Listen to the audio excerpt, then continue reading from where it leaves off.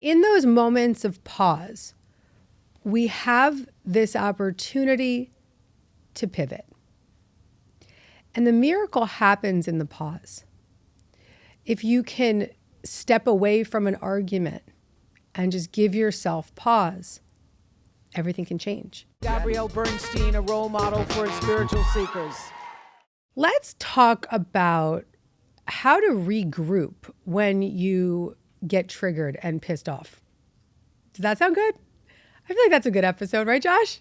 Let's start there. How to regroup when something has triggered you and you feel a little bit pissed off. Joey, no offense, nobody in the room offense. We started the show today. I'm using you as a beautiful example of not you, but this experience as an opportunity to just teach how you can reset in the moment.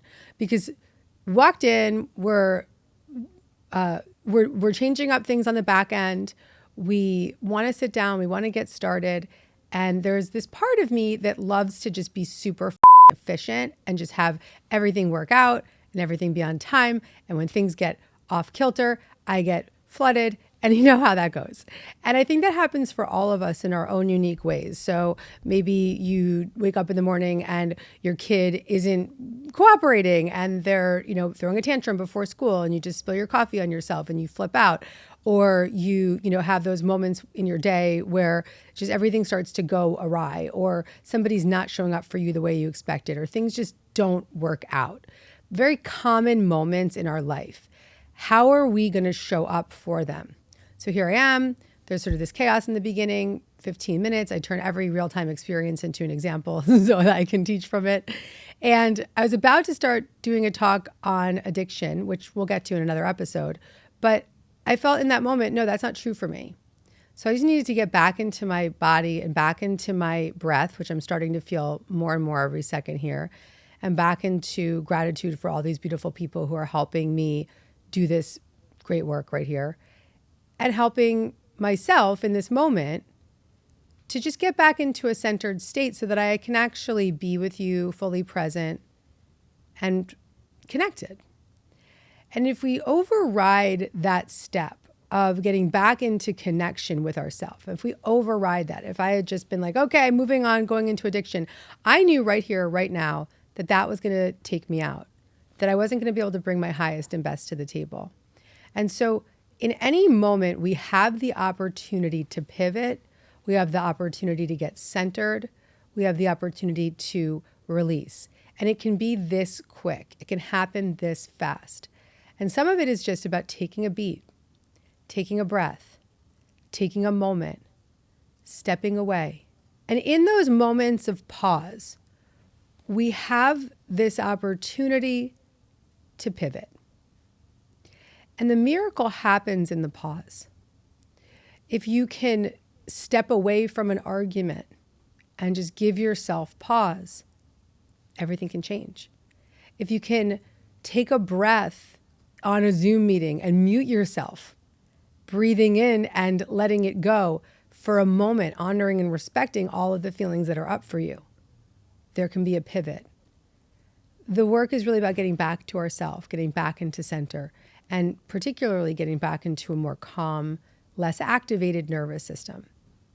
Now you might be thinking, okay, Gabby, that sounds nice. And you write the books on this and you do the Dear Gabby and you do this all the time. So it's probably easy for you. Yes, it is easier for me because I've really made it a commitment to notice when I'm out and come back in. Notice when I'm out and come back in. But today on the show, I want to give real-time examples to you of how you can do this, my guests today, how you can have a moment of just coming back to center. And I'm going to give examples, I'm going to give practices, I'm going to give tools for how to get back into your center, how to get back into your highest self in the moments when you get taken out. Does that sound good to you all? Josh, do I have your buy-in? Joey, buying in? Thank you, Joey, for being a great power of example today. Joey's losing it. He's like in the background, not thrilled.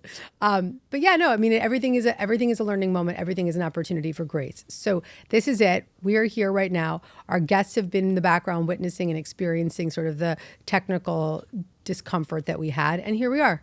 Let's talk about how we come back fast. And I often say this in my lectures and my talks. I don't actually care how perfect a spiritual student you are, or how great you are at personal growth and what it is that you show up with all the time. What I care about is how fast you can come back. What's your comeback rate? So let's talk about it today. I'm going to give you some powerful tools for coming back to center quickly, because we don't have time to get lost in the drama for days and weeks and months. We have to get to it, get grounded, and that can redirect everything, our entire day, our whole experience, just like it has for me right now. So here we go. Who's coming in, Alyssa? So Jackie, talk to me, girlfriend. What's going on?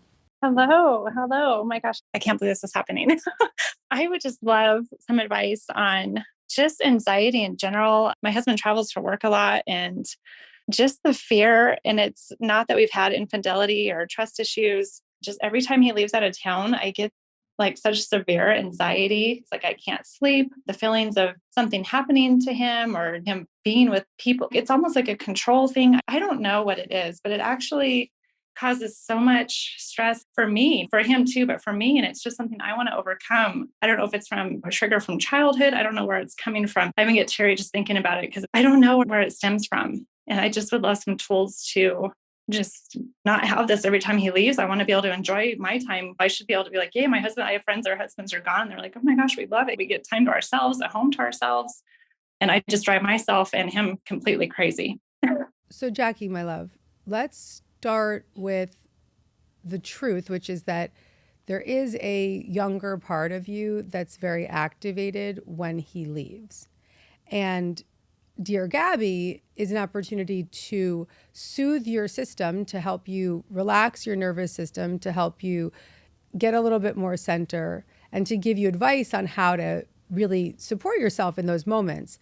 But I am going to recommend that there's deeper therapeutic work that you take from here to really open up your heart and your mind to who is inside of you that really needs that deeper dive and that greater support. In addition, maybe even just picking up Happy Days, my book, Happy Days, The Guided Path from Trauma to Profound Freedom and Inner Peace, would be a deeper dive. For today, though, let's get you some support right now.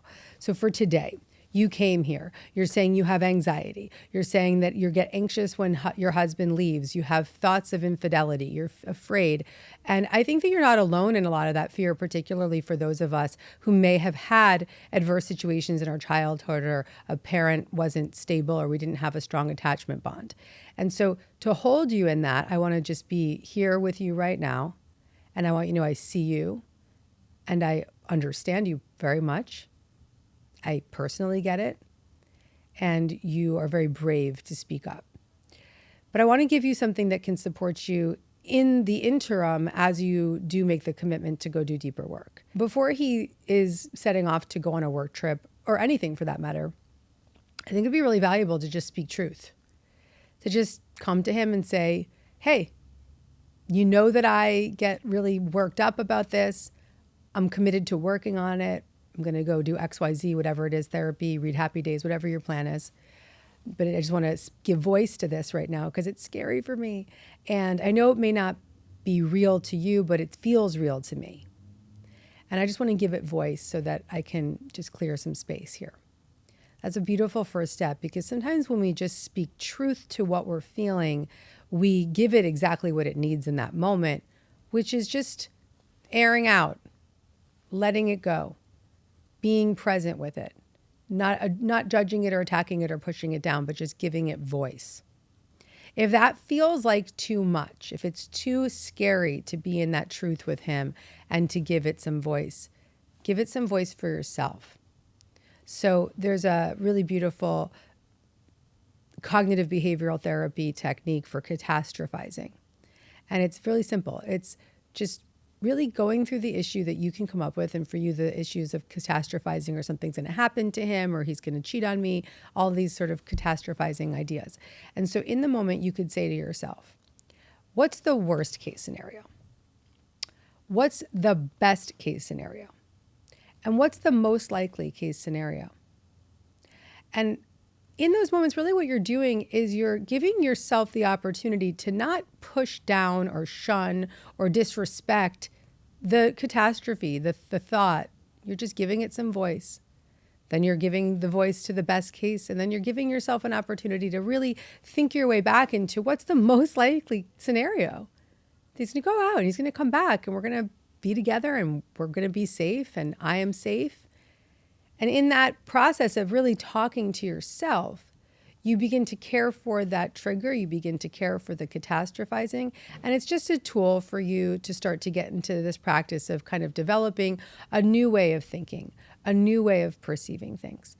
And I know that there's a lot of the methods that are going to come through today's episode that I want you to use all of them, because these are all methods for how we can center ourselves in moments of stress and anxiety and fear and being taken out. And so we're going to do our best. We're going to ground ourselves in these moments. But for today, these are specific to you. If you can give voice to the feeling, if you can give voice to the experience, to yourself or to him, even just in a journal. And then really, if you're caught in the catastrophizing, ask yourself those 3 questions. What's the worst case scenario? What's the best case scenario? And what's the most likely scenario here? What's the most likely scenario here?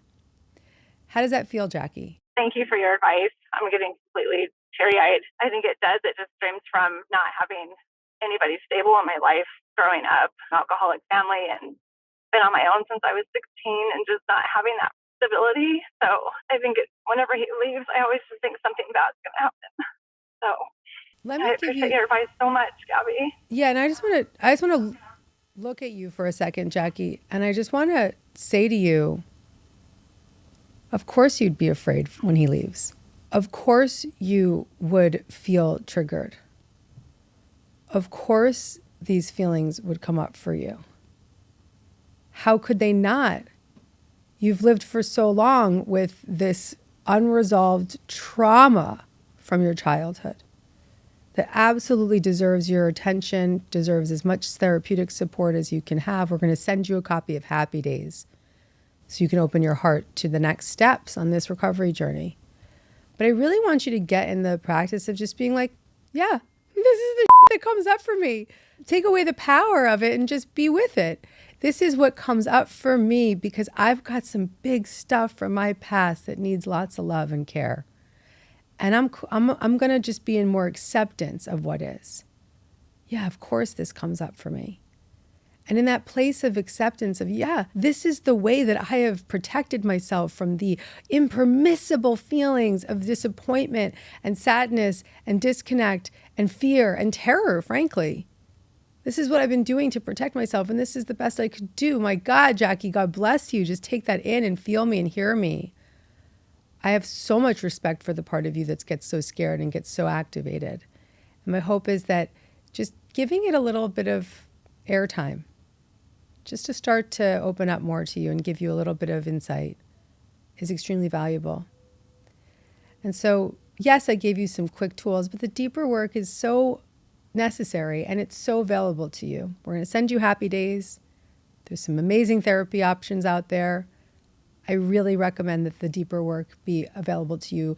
You could find your way to an Al-Anon meeting if you were a child of an alcoholic or a loved one of an alcoholic. And Al-Anon is a 12-step meeting for you. There's so many ways to start to get the support that you need. But for today, I just really want you to feel my voice and my energy telling you that this is all natural. It's a perfectly natural response to a very traumatic experience. And I absolutely respect you and honor you for the ways that you've been trying to protect yourself. Bless you, Jackie. If you like this video and you want to get more Gabby, check out the next one right over here.